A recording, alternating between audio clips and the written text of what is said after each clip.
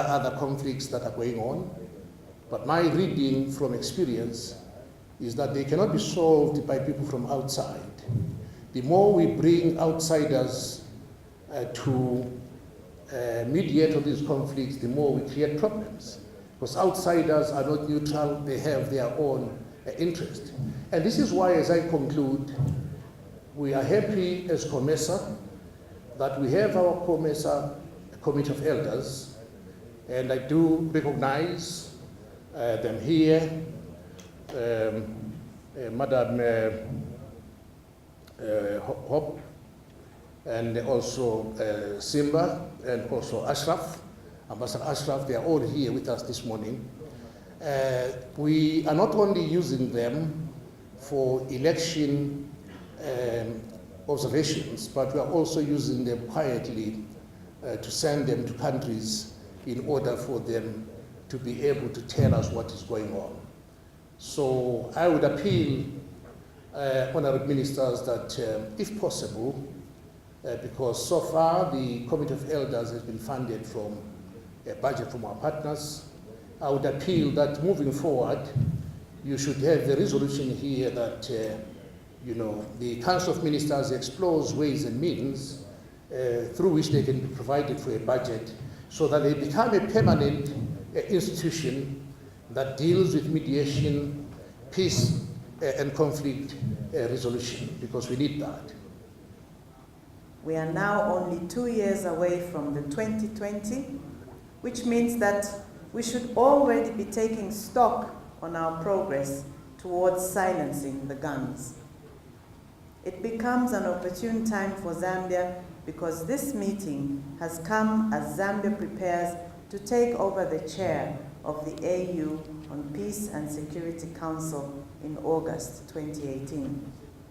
We shall endeavor to positively exploit our interface with COMESA and SADC to provide valuable leadership to the AU Peace and Security Council. Honorable Ministers, Zambia has continued to be in the forefront in supporting the continent's agenda, dating back to our role in the liberation struggle. We have been focused and consistent in our support, which is now directed at supporting the attainment of the Agenda 2063, as well as the objectives of silencing the guns by 2020. We were, for example, among the first 10 countries to ratify the African Charter on Democracy, Elections and Governance, which we did in January 2010, and we subsequently deposited the instrument in July 2011, becoming the second COMESA member state to do so after Ethiopia. The Charter, which provides standards for good governance, came into force on 15 February 2012 after attaining 15 ratifications. Our support to its success has been informed by Zambia's commitment to upholding the tenets of democracy and good governance, which has been tested and evidenced from the conduct of our elections over the years, as well as regular peaceful transfer of power. Elections have continued to be among the main triggers of conflict in our region, and we believe supporting the practices of good governance and democratic elections will be a key factor in silencing the guns by 2020. Distinguished delegates, in addition to advocating for the realization of the continental agenda, I would like to urge you to also consider enhancing support to our regional bodies, such as COMESA. I believe the time has come for us to place more trust and confidence in our regional economic communities, not only for their role in enhancing trade and investment, but also as regional conflict prevention and resolution mechanisms.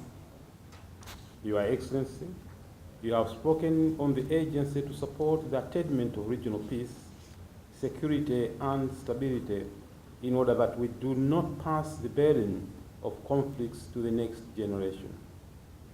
We, therefore, wish to reassure you of our commitment to address all the issues before us comprehensively, which will require that we understand and address the root causes of all conflicts. This is the only way that we shall ensure that the conflicts do not resurge. Studies have